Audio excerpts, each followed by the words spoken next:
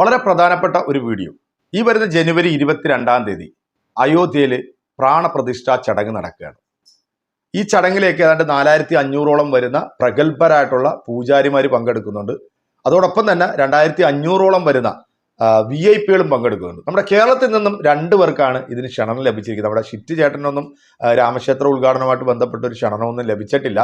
പ്രധാനപ്പെട്ട 2 വ്യക്തികൾ എന്ന് പറയുന്നത് ഒന്ന് മലയാളത്തിൻ്റെ മോഹൻലാലാണ്, മറ്റൊന്ന് നമ്മുടെ മാതാ അമൃതാനന്ദമയി എന്ന് പറയുന്ന സ്വയം പ്രഖ്യാപിത ദൈവമായിട്ടുള്ള പരിപാടിയിൽ കേരളത്തിൽ നിന്നും പങ്കെടുക്കുന്നത്. ഇന്ന് ഞാൻ ഈ ഒരു വീഡിയോ ചെയ്യുന്നത് വളരെ പ്രാധാന്യം അർഹിക്കുന്നു എന്നുള്ളത് കൊണ്ട് തന്നെയാണ് ഇങ്ങനൊരു വീഡിയോ ചെയ്യാം എന്ന് വിചാരിച്ചത്.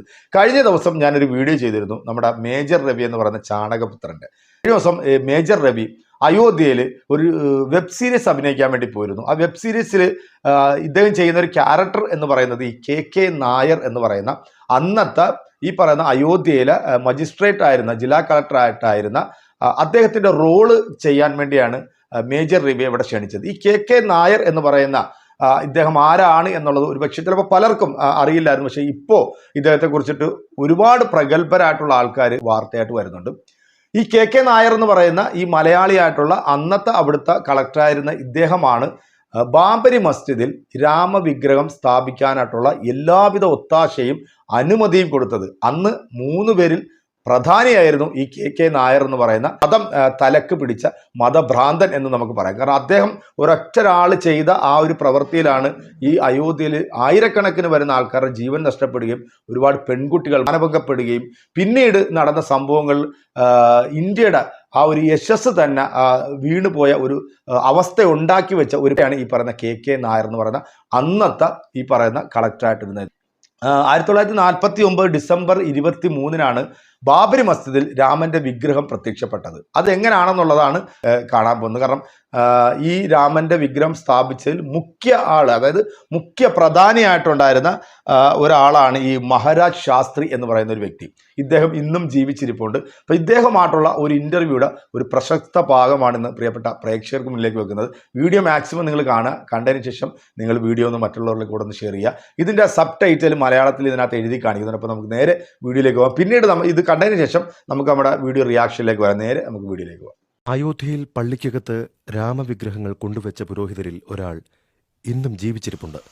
महंत राम सुभग दास जी महाराज शास्त्री अखिल भारतीय रामानंद संप्रदाय के प्रधानमंत्री, ये प्राइवेट महंत भी हैं और उस ट्रस्ट के सर्वाधिकारी हैं। 23 दिसंबर 1949 ईस्वी 23 दिसंबर 1949 ईस्वी में आपने श्री राम लला जी का प्राकट उत्सव किया था और वहाँ बाबरी मस्जिद में भगवान का अवतार हुआ था आपके द्वारा।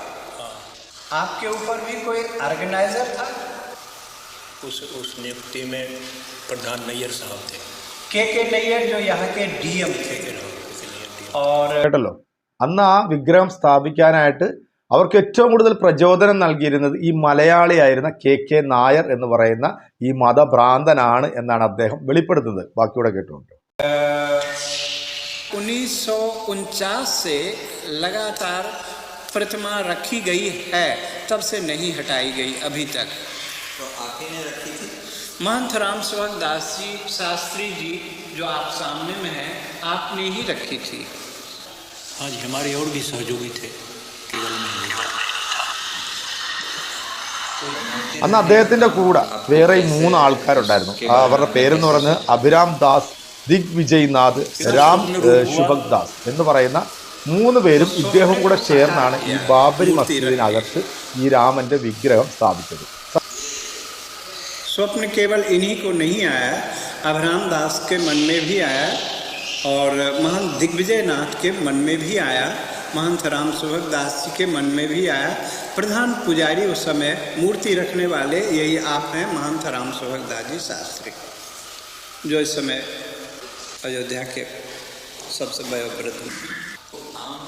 आम जनता तो ये नहीं जानती है कि मूर्तियाँ इन्होंने ही रखवाई थी। नहीं, रिकॉर्ड में है।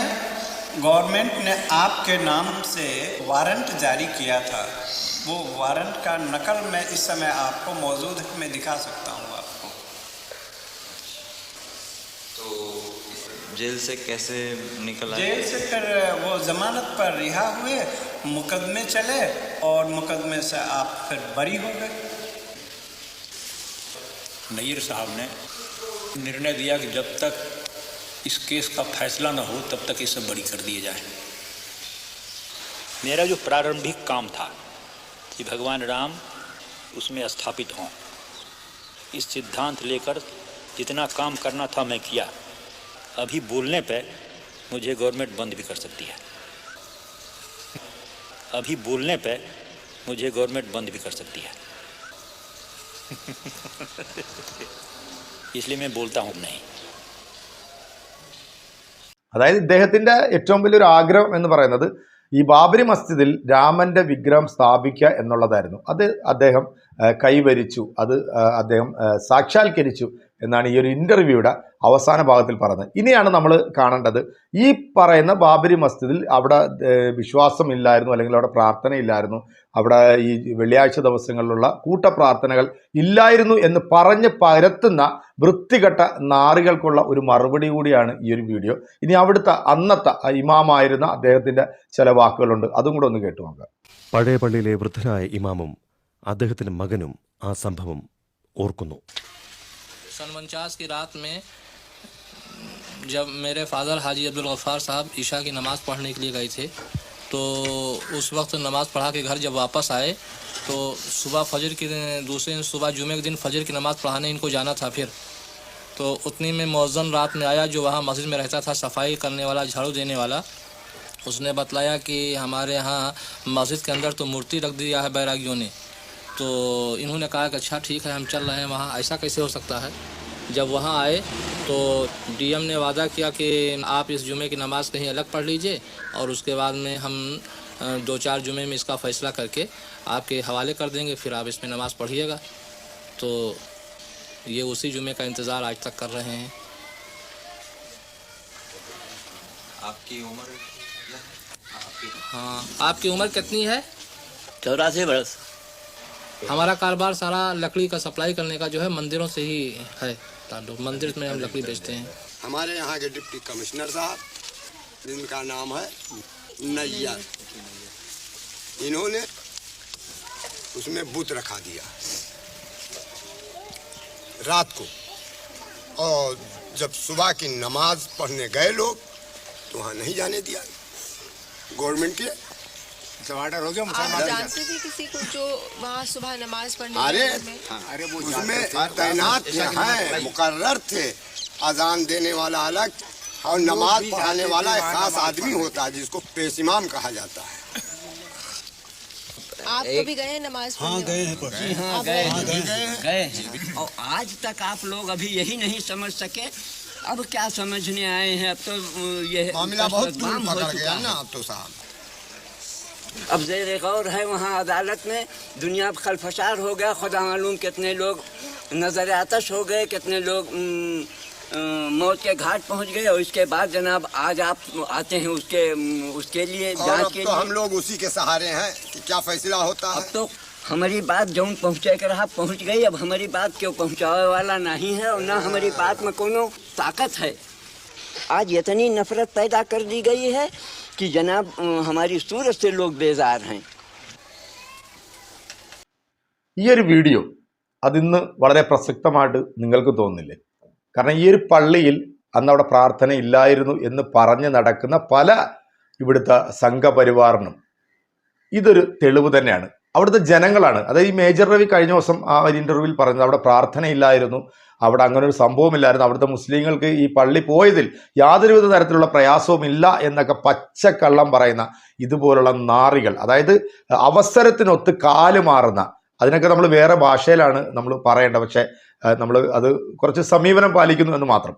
എന്തായാലും പ്രിയപ്പെട്ട പ്രേക്ഷകരെ, ഈ ഒരു വീഡിയോയിൽ അവിടുത്തെ ജനങ്ങൾ, അവിടുത്തെ നാട്ടുകാർ അത് പറയുന്നത് നമുക്ക് എല്ലാവർക്കും കേൾക്കാം. ഒരു കാലത്ത് അവിടെ യാതൊരു തരത്തിലുള്ള പ്രശ്നവും ഇല്ലായിരുന്ന ഒരു സ്ഥലത്തേക്കാണ് ഈ മലയാളി എന്ന് പറയുന്ന KK നായർ എന്ന് പറയുന്ന ഈ മതവെറിയൻ അവൻ ഇട്ടുകൊടുത്ത ആ ഒരു വിഷമാണ് ഇന്നും മുറിവുണങ്ങാതെ നമ്മുടെ ഇന്ത്യ ഇങ്ങനെ നിൽക്കുന്നത്. 2024 ജനുവരി 22 പള്ളി നിന്ന സ്ഥലത്ത് വീണ്ടും രാമക്ഷേത്രം ഉയരുന്നു. അവിടെ രാമപ്രതിഷ്ഠ പ്രാണപ്രതിഷ്ഠ ചടങ്ങ് നടക്കുന്നു. എന്തായാലും ഇതിൻ്റെ പേരിൽ ഇനി ഒരു കലാപം നമ്മുടെ നാട്ടിൽ ഉണ്ടാകാതിരിക്കട്ടെ എന്ന് മാത്രമേ ഈ ഒരു വീഡിയോ കൊണ്ട് ഞാൻ ഉദ്ദേശിക്കുന്നു. പ്രിയപ്പെട്ട പ്രേക്ഷകരെ, വീഡിയോ ഇഷ്ടമായിട്ടുണ്ടെങ്കിൽ നിങ്ങൾ ഷെയർ ചെയ്യുക, ലൈക്ക് ചെയ്യുക, കമൻറ്റ് ചെയ്യുക. മറ്റൊരു വീഡിയോ ആയിട്ട് കാണാമെന്ന ശുഭപ്രതീക്ഷയും നിങ്ങളുടെയൊക്കെ സ്വന്തം വിനീസ് ടി എന്റർടൈൻമെന്റ്.